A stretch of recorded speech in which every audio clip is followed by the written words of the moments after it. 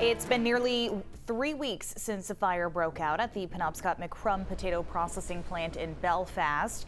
It started on or near a conveyor belt close to one of the large deep fryers. The flames reached a ventilation system, which then allowed it to spread to the roof.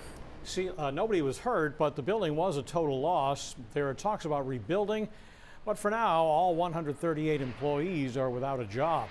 And since then, a number of organizations in the community have stepped up, doing what they can to help those workers.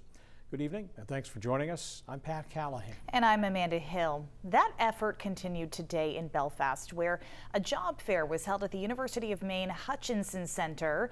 News Center Maine's Carly Dion introduces us to a couple of workers who are trying to figure out what's next. The hardest part was seeing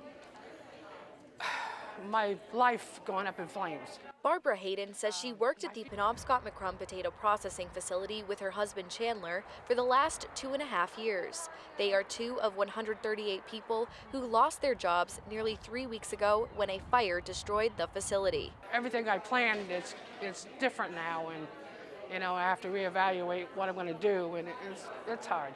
Now they're hoping to move forward, looking for new jobs at this job and resource fair in Belfast, organized by the city and the Maine Department of Labor to get them back on their feet. We have money saved, so we're doing okay. But it won't take long before it's going to be gone, so that's why we're looking for work. The Haydens aren't the only couple from the facility looking for new jobs. Bill Dagdy and his fiancée are in the same position. That was the big hit. The whole household lost its salary, and it wasn't just I'm still working or she's still working. Dagdy says they were there the morning of the fire, wondering, now what?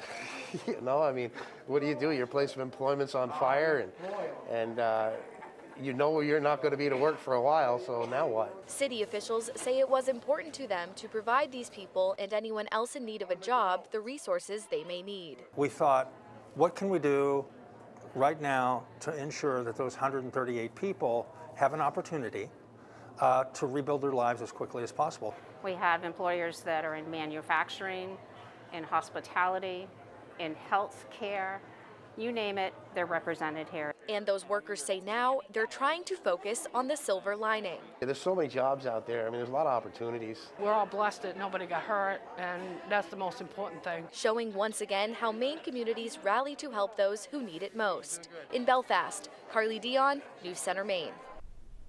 Belfast Mayor Eric Sanders says the next step for the facility is to begin the demolition process. Still no word yet on whether the owners will rebuild or relocate.